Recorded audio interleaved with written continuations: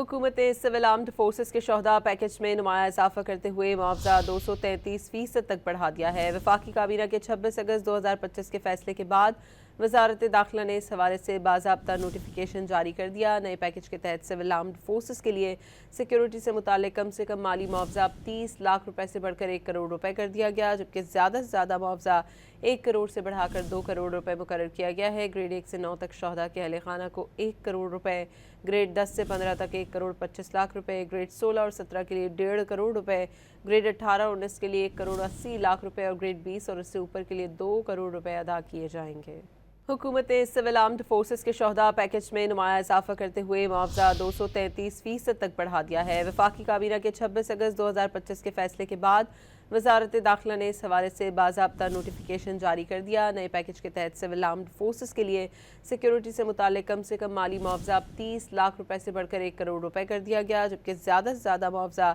1 करोड़ से बढ़ाकर 2 करोड़ रुपए मुकर्रर किया गया है। ग्रेड 1 से 9 तक शोहदा के अहले खाना को 1 करोड़ रुपए, ग्रेड 10 से 15 तक 1 करोड़ 25 लाख रुपए, ग्रेड 16 और 17 के लिए 1.5 करोड़ रुपए, ग्रेड 18-19 के लिए 1 करोड़ 80 लाख रुपए और ग्रेड 20 और इससे ऊपर के लिए 2 करोड़ रुपए अदा किए जाएंगे।